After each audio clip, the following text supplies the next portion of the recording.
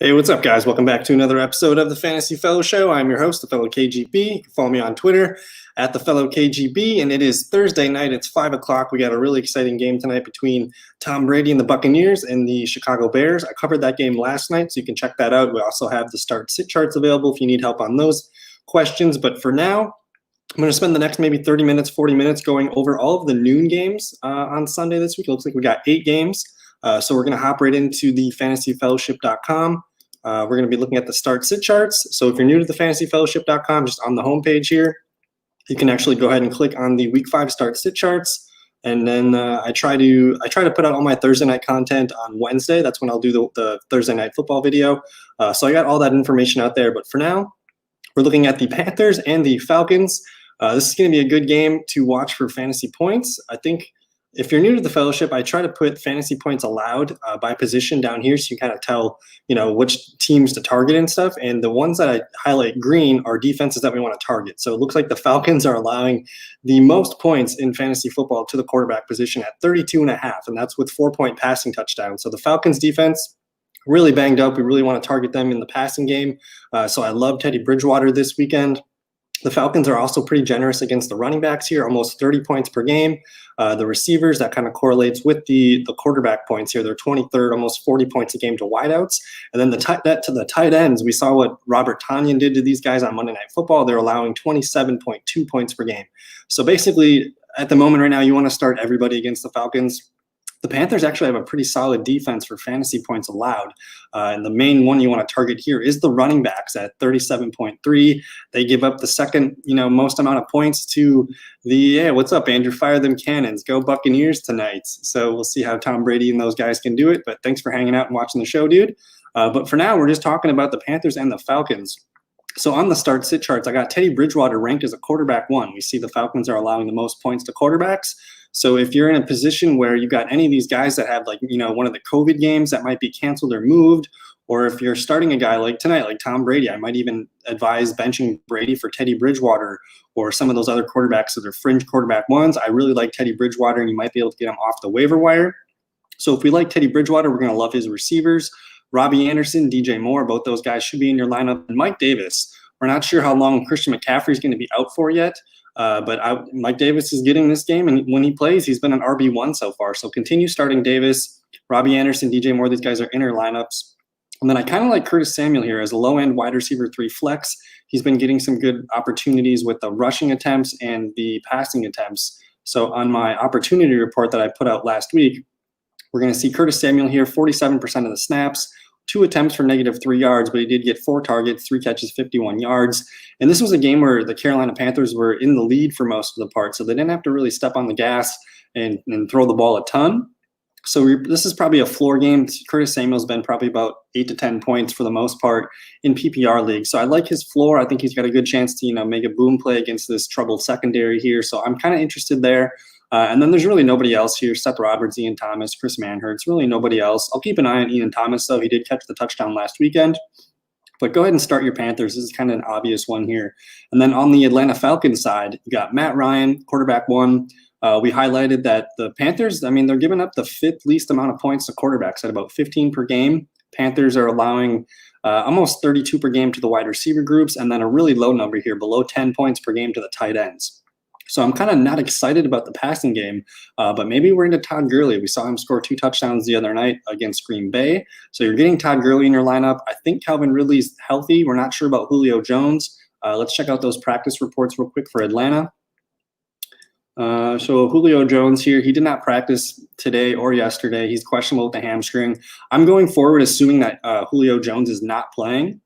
And then if we look at Calvin Ridley here, he's questionable with a thigh. I like how he was able to play all last week. I know he didn't get a catch for us, but he's limited this weekend. So I think Calvin Ridley is going to be the wide receiver 1 this weekend. So you're starting Calvin Ridley. And then I'm just looking around for any other receivers or running backs here. The offensive side of the ball looks like it's going to be fairly healthy, just maybe no Julio. So if Julio can't go, we're interested in guys like Russell Gage, Olamide Zaccheaus. And then if we look at the opportunity report, basically they gave us what they're going to do without Julio Jones. You see Olamide Zaccheaus, he's a second-year receiver, 53 snaps last weekend. He led the receivers in snaps, 9 targets. Again, he led the team in targets and snaps. And then receptions too, with 8 catches for 86 yards. Olamide is one of those guys where if you have Julio Jones, you could snag him onto the end of your bench. And if we see Julio Jones is indeed out, I wouldn't mind plugging Zaccheaus into my wide receiver 3 flex spot. Russell Gage, it's nice to see that he was up there in snaps, but 3 targets, 2 catches, 22 yards makes me a little bit more shy to put him out there. But I think he can be a wide receiver 3 flex for you, especially, I mean, if Calvin Ridley was really benefiting from Julio Jones being on the field. And now that he's kind of getting wide receiver 1 treatment, this might actually make Matt Ryan more open to throwing to Russell Gage and Olamide Zaccheaus a little bit more. So I kind of like all 3 receivers in play here. And then Hayden Hurst, just because he's on the field a lot, he got 6 targets, 4 catches, 51 yards. The bar is so low for starting tight ends, where if you can get 9 points from a tight end, Hayden Hurst probably has a 50-50 shot at a touchdown in this one. So I feel pretty confident saying you can start Hayden Hurst as your tight end 1. And then that's pretty much it. We're kind of just keeping an eye on Brian Hill, Ito Smith. If anything happens to Todd Gurley, we're interested in those backup running backs. And then because Julio was out, they gave this Christian Blake a lot of run on Monday Night Football. So I'm just kind of keeping tabs on him.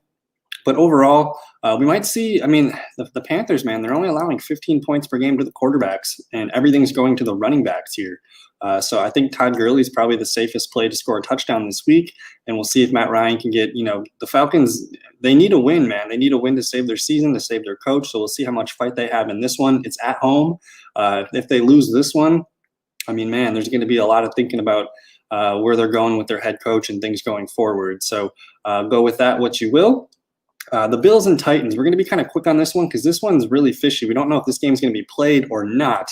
And then we did just see that Adam Humphries is on the COVID list and Corey Davis is on the COVID list. Amongst, I think there was 23 total players are listed on the COVID list. Essentially, the Titans would have to have nobody test positive tomorrow, which is Friday.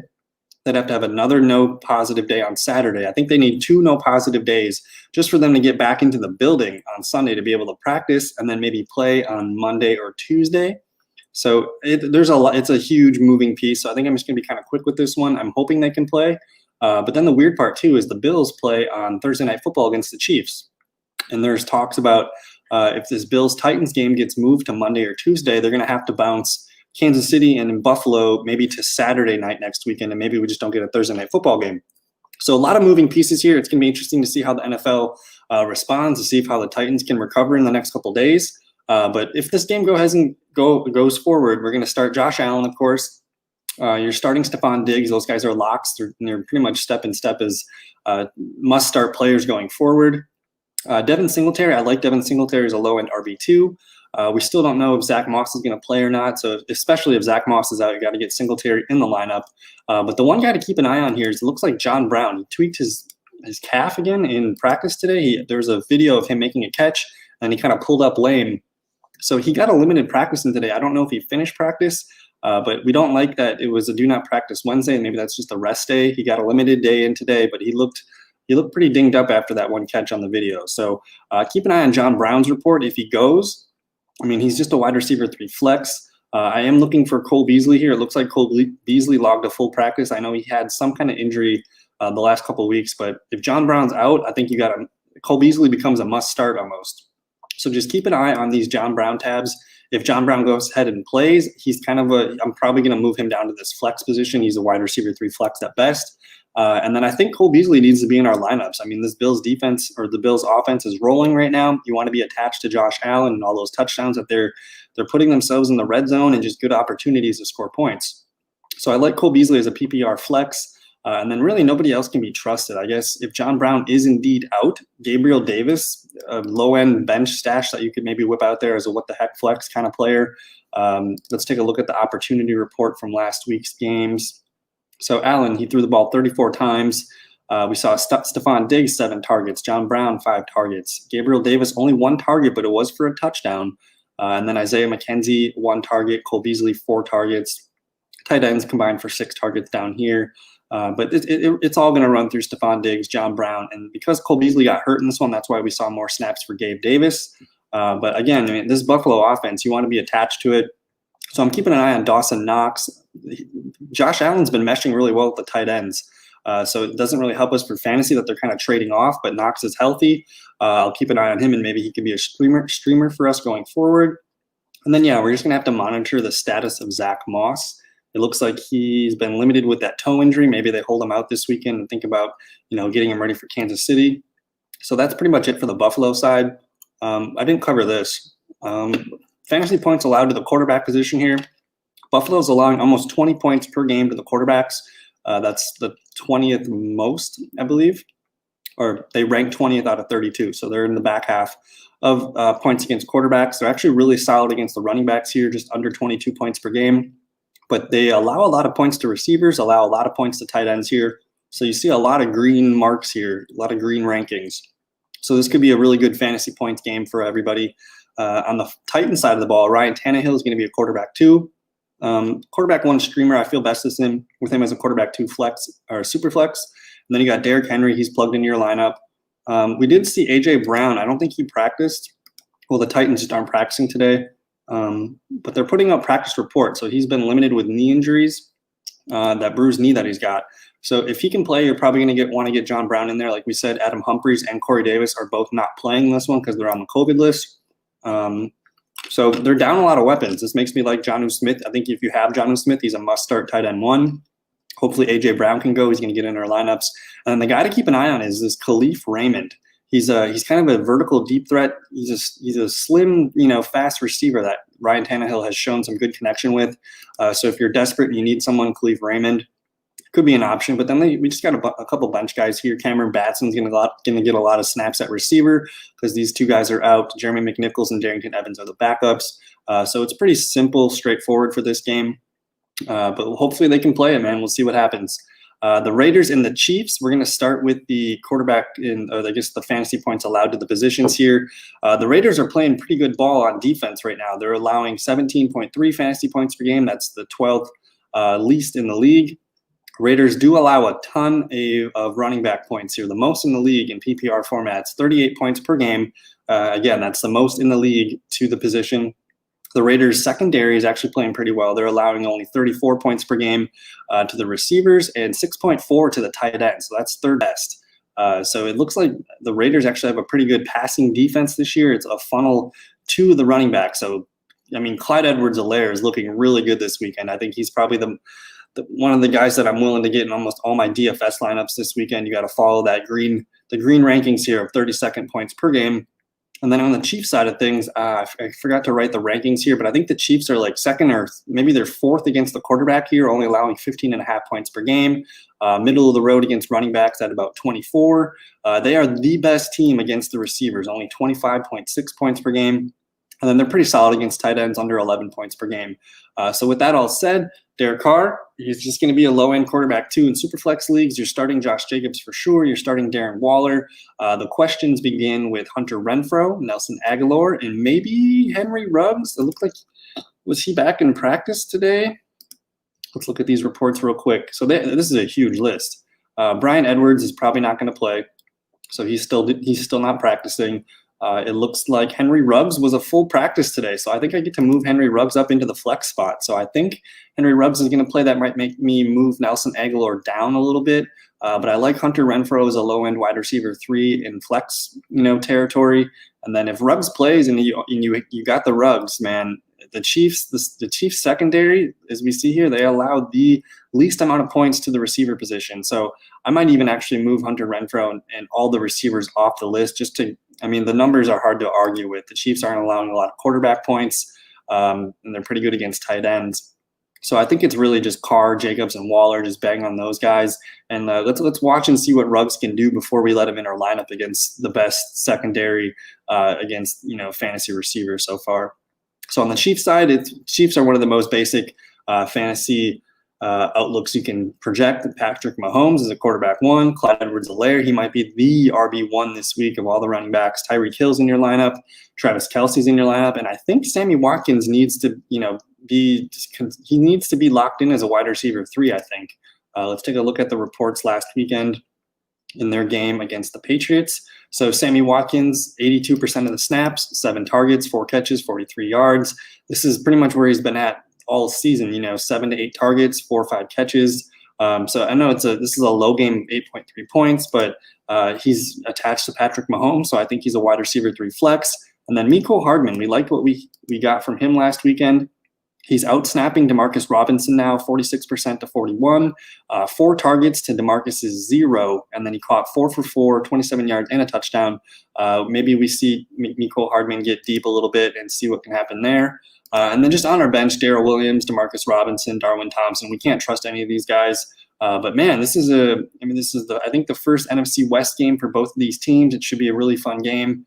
And I don't know, start Clyde Edwards and probably get him in DFS a bunch of times. The Cardinals and the Jets. I don't really want to talk too much about this one. We'll just cover over the fantasy points allowed per game here. The things that stick out, the Cardinals are allowing the 24th in scoring here, about 30 fantasy points per game to the running back. The Jets are even worse. They're allowing 30 points per game to the running back. So I kind of like all the running backs in this game. And then I guess on the strong defensive sides, the Cardinals aren't allowing a lot of receiver fantasy points, and the Jets are actually solid against the receivers as well. And for some reason, the Jets are good against quarterbacks. I think that's just because teams are running the ball on them. So we're going to want to target, I guess, the running backs here. So you're starting Kyler Murray for sure. You're starting DeAndre Hopkins. Those guys are locked in, no question. But then Kenyon Drake and Chase Edmonds. I think both guys I have as RB2 flexes. They're basically, I think, RB37 and RB38 on the year, which is a little frustrating for Kenyon Drake owners. But if you have these guys, they're getting a really juicy matchup here. Again, the Jets are allowing 30 fantasy points to the running back position. So maybe that's 18 for Drake and 12 to Edmonds this week, if that's how it's going to go. But either way, I like the Cardinals' ability to be able to move the ball with running backs and Hopkins. I don't feel comfortable starting Christian Kirk, Larry Fitzgerald, or the tight end, or Isabella yet. So this is a pretty easy funnel offense for us on fantasy. Murray, Hopkins. You got to keep rolling with Drake. If Drake can't get it done in this game, then we'll start to worry about it. But you spent a second-round pick on Kenyon Drake. I think you got to keep going back to the well, and we'll reevaluate next weekend.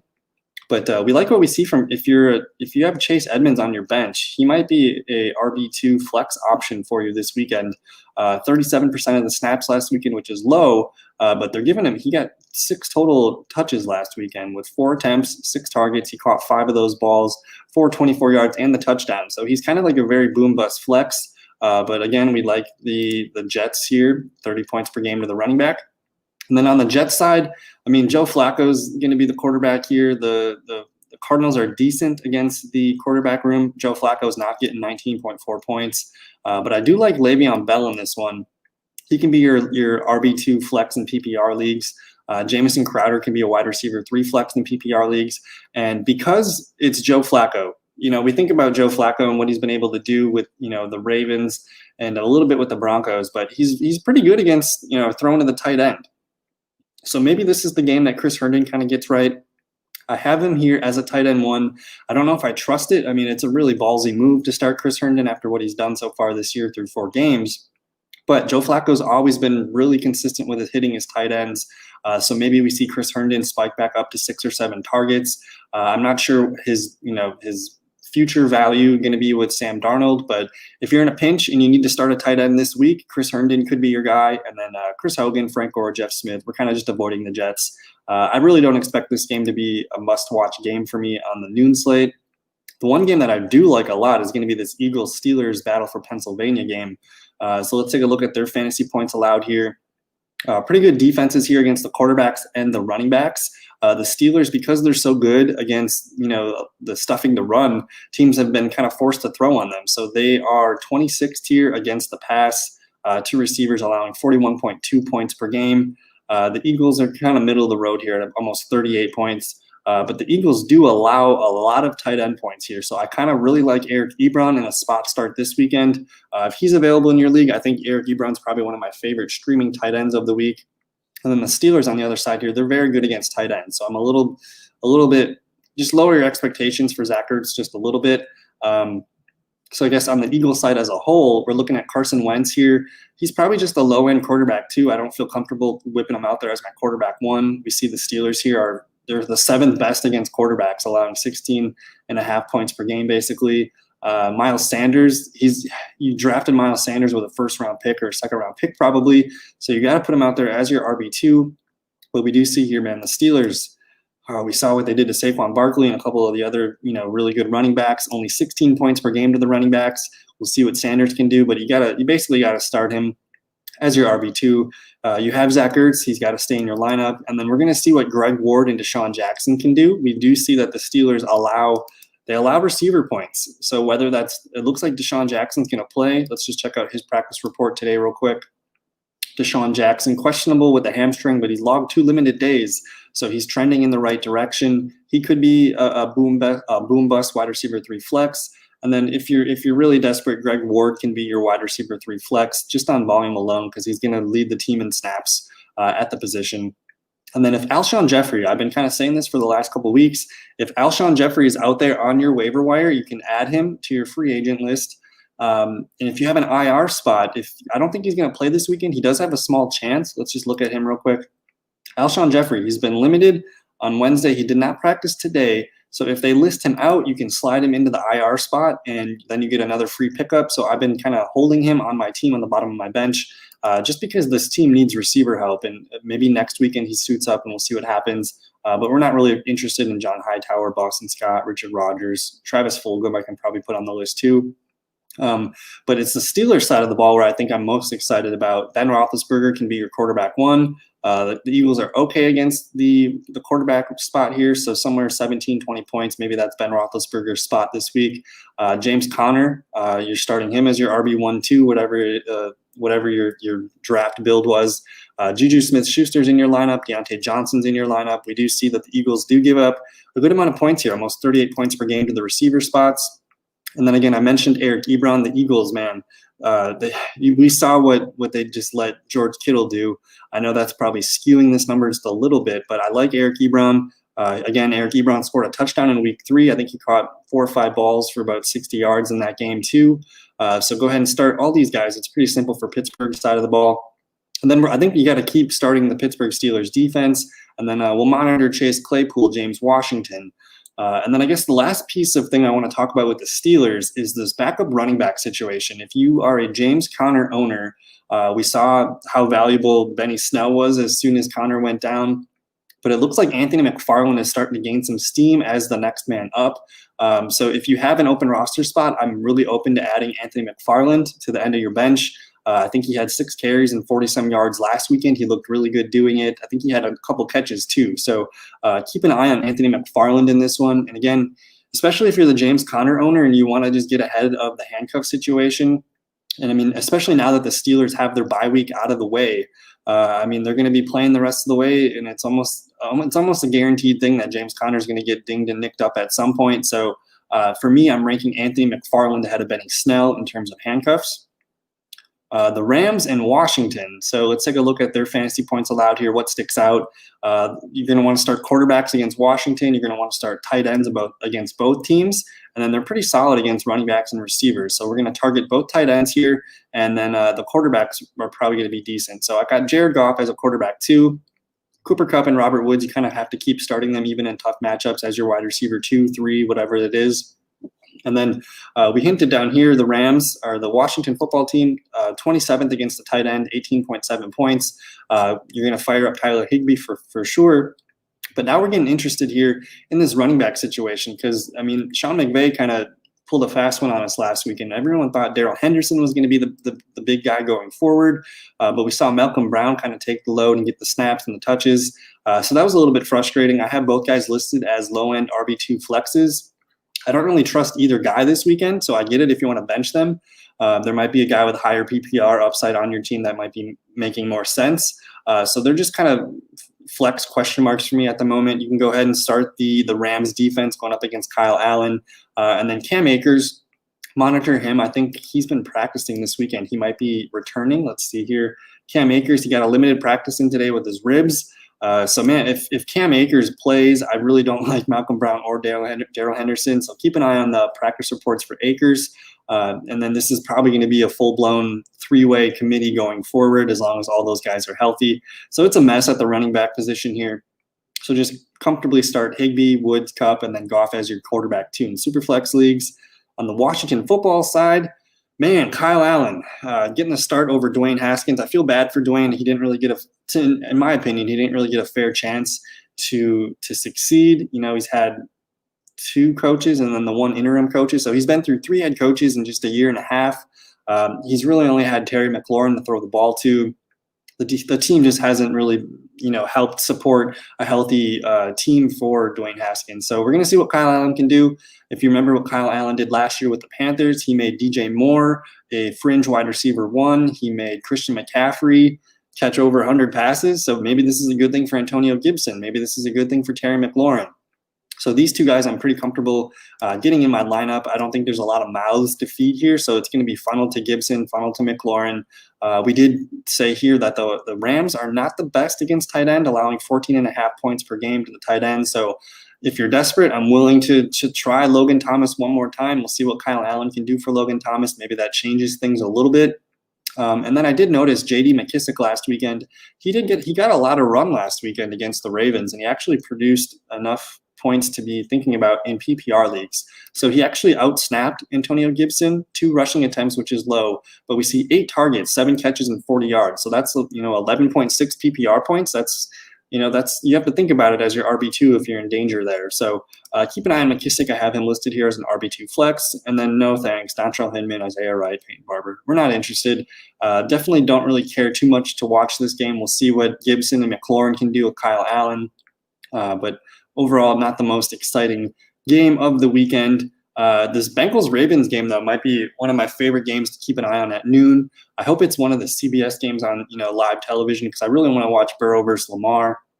A couple housekeeping things to get out of the way first. Lamar Jackson hasn't practiced in 2 straight days. Let's see here. Where is he? Did not practice on Wednesday, did not practice today with his knee injury. Hopefully they're just being cautious with him. Hopefully he can log a limited day tomorrow. We'll see if he can go through walkthroughs on Saturday, but definitely keep an eye on the Lamar Jackson situation. But still, for now, he's a quarterback 1 as long as he's going to play.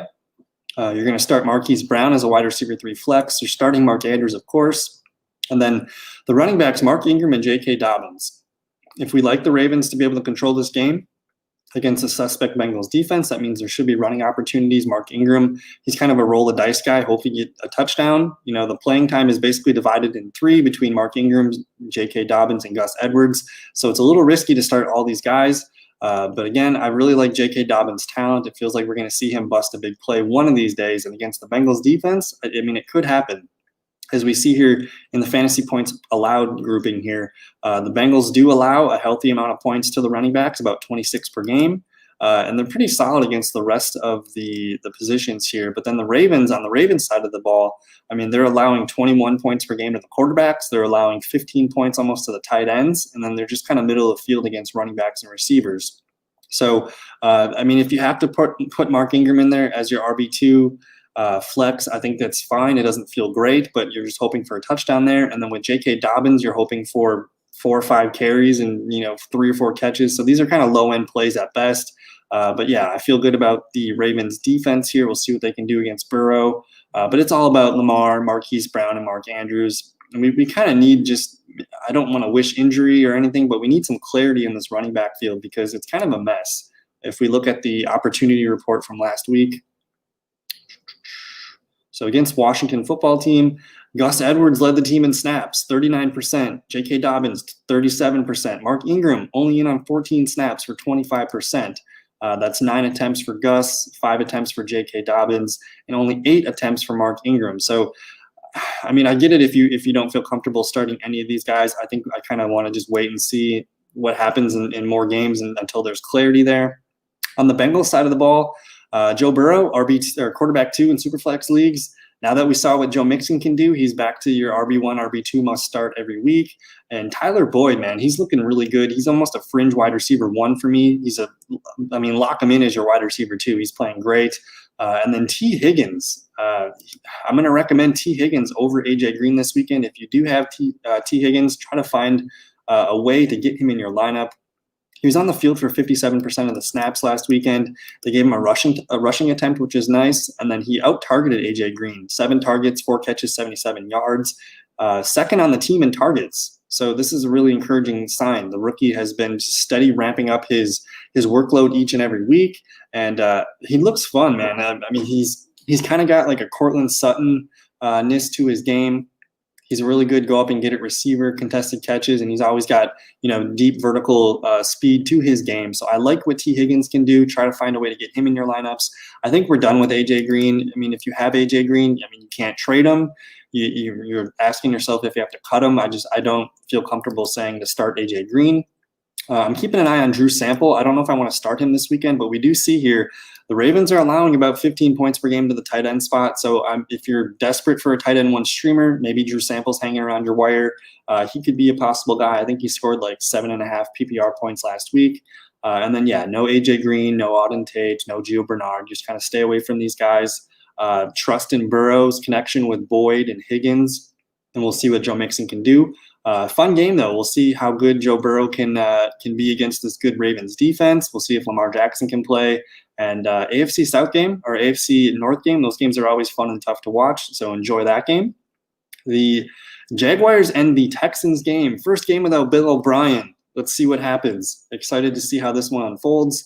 Let's talk about the fantasy points allowed. This is our last game of the podcast, too. So if you have any questions, let me know. I will be covering the remaining 4. I think there's 6 games left to talk about on the slate. That's going to be tomorrow. I'm probably going to be going live, maybe 5:36. I don't know yet. We'll see.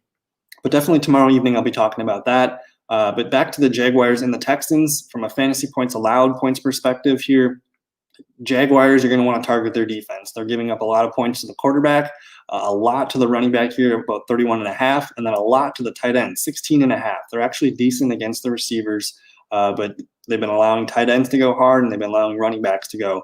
And then on the Texans side of the ball, teams are just running the ball on them. I think they've given up the most rushing yards in the league so far, and they're pretty solid against other teams. They're kind of just middle of the field or middle of the road average against the rest of the positions.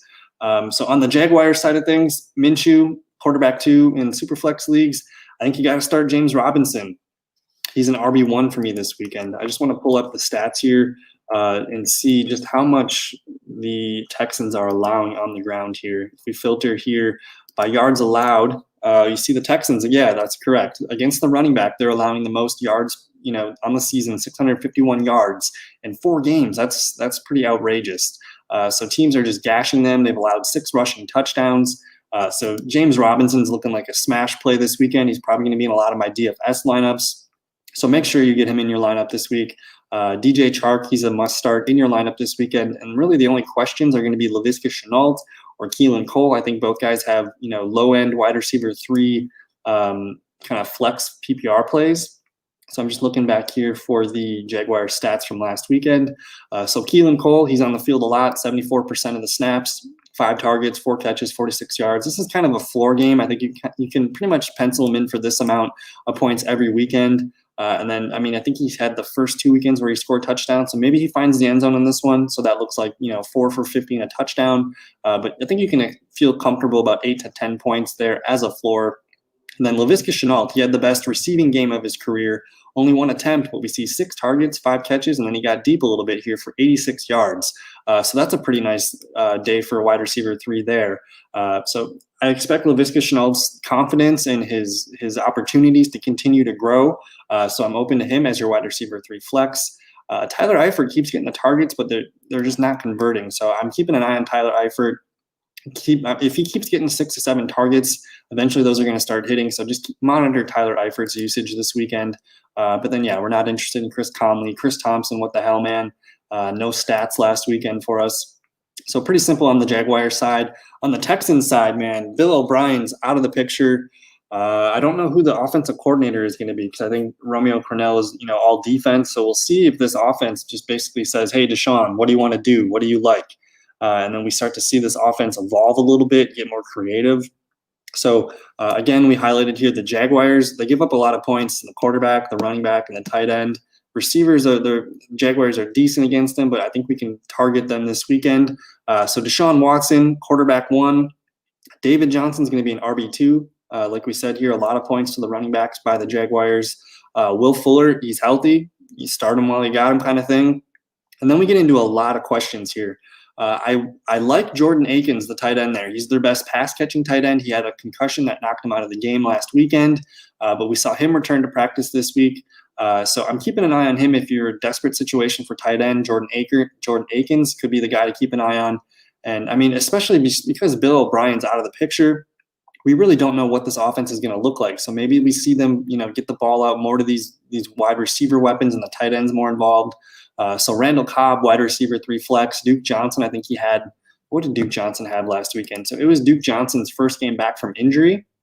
And he logged 38% of the snaps, 5 rushing attempts, 4 targets, 3 catches, 21 yards. So what's that? 45 yards and 3 catches. That's 7.5 points. If you're desperate for running back, PPR points, that could be something there to keep an eye on. So I would say make sure Duke Johnson's not available on your waiver wire, because if anything happens to David Johnson, you're looking at a pretty nice PPR day for Duke here. And then the receiver positions, we're going to see Brandon Cooks led the team in snaps, but only 3 targets, 0 receptions. So I'm not feeling great about getting Cooks in my lineup. He's just too boom bust and hard to trust. But Randall Cobb seeing a steady, 5-6 targets per game. He only had 5.6 PPR points. So I get it if you don't want to start Cooks or Cobb. You want to kind of just wait and see what this offense looks like. So Will Fuller, David Johnson, Deshaun Watson, these are really the only must starts of the group here. And then keep an eye on the tight end situation. If Jordan Akins can't go this weekend, if he's not cleared, concussion protocol, you're going to see Darren Fells log a lot of snaps and maybe get 4 or 5 targets. And he's kind of the guy that gets the touchdowns around there. So keep an eye on the tight end situation. But overall, this is going to be – I'm excited about the Jaguars-Texan game just because Minshew's fun to watch. James Robinson's been a good story so far. DJ Chark is back. And then we got this huge question mark about the Texans and how that offense is going to look without Bill O'Brien. So a lot of fun, a lot of interesting noon games here. Again, that's pretty much it for the podcast here. We got about maybe an hour and a half, maybe hour 45 minutes until the Bucks-Bears game tonight. But again, tomorrow I'm going to be covering over the Sunday afternoon games. I'll talk about the Sunday night game as well as the Monday night football game. If you're new to the Fantasy Fellowship, you enjoyed the video, like the video, leave a comment, subscribe to the YouTube channel. If you prefer to listen on podcasting platforms, you can find us on Apple, Spotify. Just search the Fantasy Fellowship and find us there. But yeah, man, fantasyfellowship.com. We got the start-sit charts rolling. I put up my waiver wire column every week. And then the opportunity report, which shows you all of the snaps and the touches, is super helpful. I think this is the one document that I wish more people would look at of mine going forward. So I'm going to keep pumping this one whenever I can. But yeah, that's going to do it for tonight's noon game podcast. If you enjoyed the show, thank you so much for your time, and we'll see you in another video.